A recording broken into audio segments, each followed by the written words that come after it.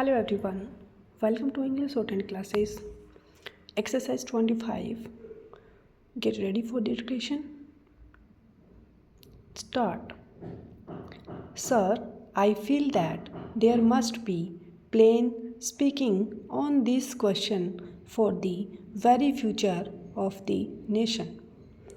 The time has come to say in categorical terms that not only these programs of action but the mentality behind these activities is totally wrong and must be condemned in the strongest terms. Action committees are formed by political parties when they want to enter a struggle. What is the relevance of an action committee to the grievances of students? Against whom do the students want to fight and whom do they seek to oppose?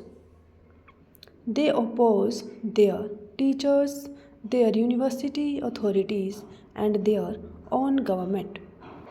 The only result of their action is that they cause harm, whether they are conscious of it or not, to their own society, community, and state. I do not say that the fault lies only with the students. We have to admit that other forces often exploit the students for their own ends. Sometimes political parties are behind the scenes and they utilize students for party ends. Sometimes, and this I say with even greater regret, there are teachers themselves of the university who use students to advance selfish interests.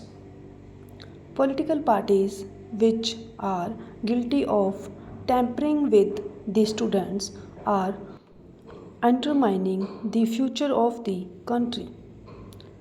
Teachers who misguide students have no right to that honorable name.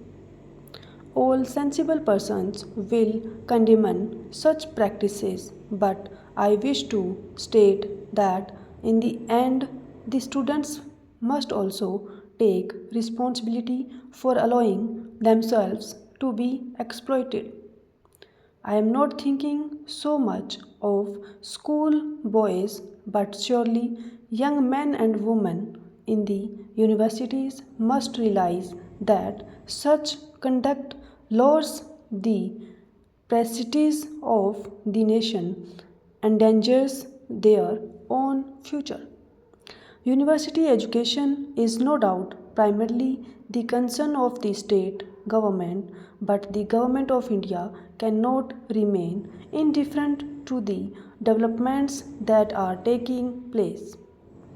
It has become necessary that the central government should also take an interest in the matter and in consultation with the universities and the state governments devise measures to check further deterioration and improve discipline.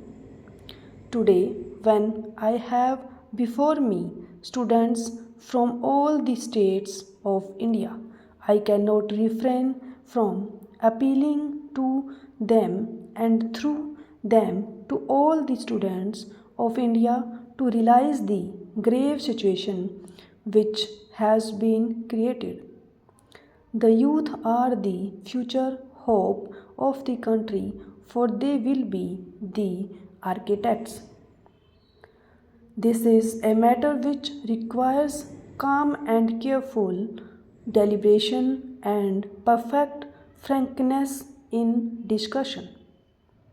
I have therefore asked that during the festival this year, one day may be reserved for a full and free discussion of this problem, and the students who have assembled here should take part in this discussion. They are selected representatives and should be in a position to tell us how the young generation views this problem. They need not hesitate to speak out their mind, for we want to know how young today think and feel. They should express themselves freely and without any mental reservation.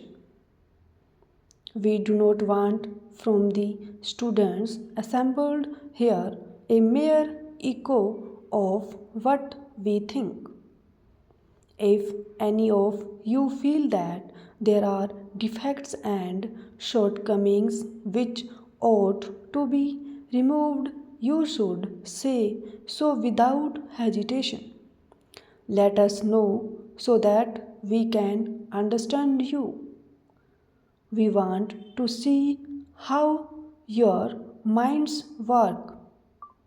Those of you who have any suggestions to make should freely do so.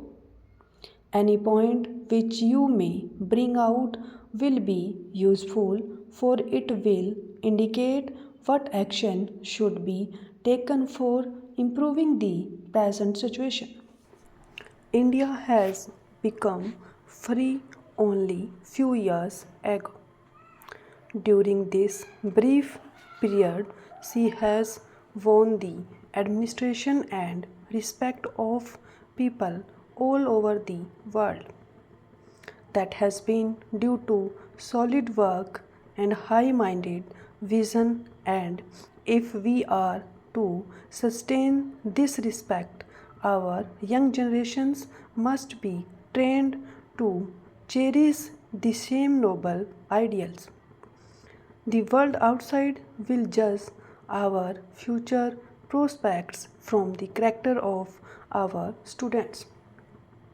The young must therefore set before themselves ideals for their future conduct in a way which will reflect credit on them and the country.